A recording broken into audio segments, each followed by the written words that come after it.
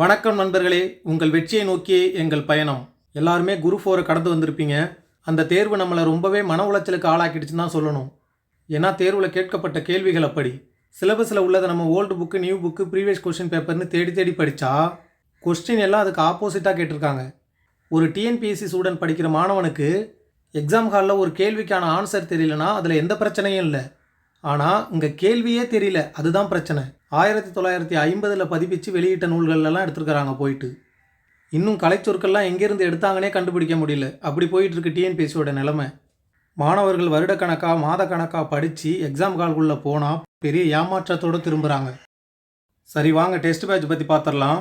நான் நேற்றே சொல்லியிருந்தேன் டெலிகிராம் குரூப்பில் டெஸ்ட் பேட்சுக்கான ஷெட்யூல் தந்துடுறேன்னு. நோட்டிஃபிகேஷன் விட்ட பிறகு கொடுக்கலான்னு இருந்தால் நோட்டிஃபிகேஷனும் விட்டாங்க. அதை நம்ம டெலிகிராம் குரூப்பில் ஷேர் பண்ணியிருக்கிறோம், பார்த்துக்கோங்க.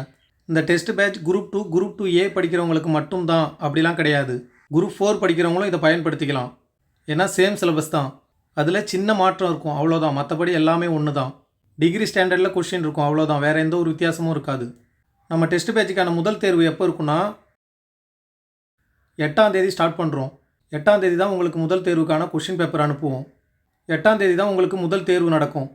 டோட்டலாக உங்களுக்கு இதில் 21 டெஸ்ட் வருது. இதில் டோட்டலாக உங்களுக்கு 4200 கொஷின் கவர் ஆகும். தேர்வுக்கான கேள்வித்தாள் உங்களுக்கு எதில் அனுப்புவோம்னா டெலகிராமில் தான் அனுப்புவோம். அதுக்கான எக்ஸ்ப்ளனேஷன் வீடியோ மட்டும் யூடியூப்பில் நடக்கும். நீங்கள் இந்த 21 தேர்வையும் தொடர்ச்சியாக எழுதிட்டு வந்தீங்கன்னா வரப்போகிற குரூப் 2ல் நீங்கள் நல்ல மார்க் எடுக்கலாம். ஃப்ரீ டெஸ்ட் தானேன்னு அலட்சியமாக எழுதாதீங்க. தொடர்ந்து படித்து தொடர்ந்து தேர்வு எழுதுங்க. ஃப்ரீயாக டெஸ்ட் கொடுத்தா கேள்விகள் சும்மா கடமைக்கு தான் எடுப்பாங்க அப்படின்னு நினச்சிடாதீங்க. இதுக்கு முன்னாடி என்னுடைய தேர்வுகளை அட்டன் பண்ணவங்களுக்கு தெரியும் கொஷின் எப்படி இருக்குன்னு.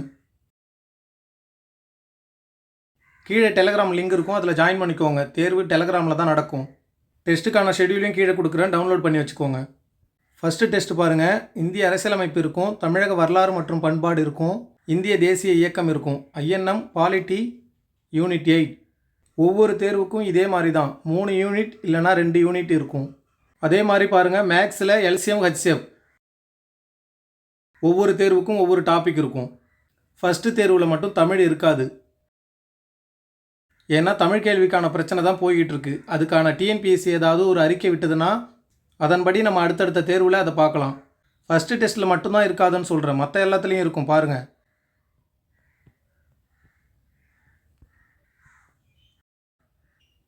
அதே மாதிரி ஒரு தேர்வுக்கு 3 அல்லது 2 யூனிட் இருக்கும்.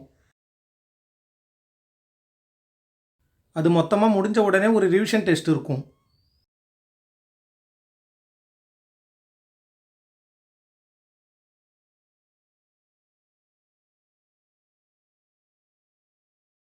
இது வரைக்கும் பாருங்கள் டெஸ்ட் 9.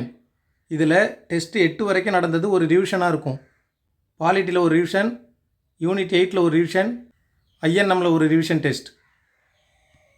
இது மாதிரி உங்களுக்கு ஒவ்வொரு யூனிட்டும் கம்ப்ளீட் பண்ண உடனே ஒரு ரிவிஷன் டெஸ்ட்டும் இருக்கும். இதை தொடர்ந்து அடுத்து பார்த்தீங்கன்னா இந்திய பொருளாதாரம், வரலாறு, புவியியல். இந்த தேர்வு எது வரைக்கும் இருக்குன்னா இந்த தேர்வு 14 வரைக்கும் இருக்கும். இந்த 14 ரிவிஷன் டெஸ்ட்டோட இந்த தேர்வு முடியும். அடுத்து பார்த்தீங்கன்னா தமிழக வளர்ச்சி நிர்வாகம். இந்த சயின்ஸுக்கு மட்டும் என்னென்ன டாபிக் படிக்கணும் அப்படிங்கிறத நான் பின்னாடி தரேன். டோட்டலாக இதெல்லாம் முடிஞ்ச உடனே பார்த்தீங்கன்னா ஃபுல் டெஸ்ட் இருக்கும். 3 ஃபுல் டெஸ்ட்டு.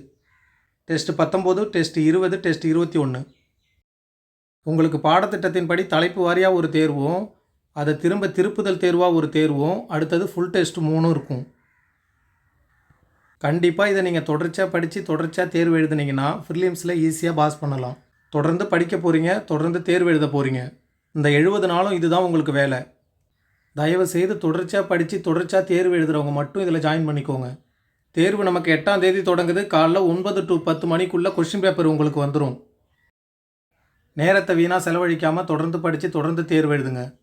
தேர்வுக்கான தலைப்பு அதிகமாக இருக்குன்னு யோசிக்காதீங்க. ஒவ்வொரு தேர்வுக்கும் 3 நாள் இடைவெளி இருக்கும். அந்த 3 நாளுக்குள்ளே நல்லாவே நீங்கள் படிக்கலாம். அதுக்கு ஏற்ற மாதிரி தான் நானும் தலைப்புகளை பிரித்து கொடுத்துருக்குறேன். முதல் தேர்வில் சந்திப்போம்.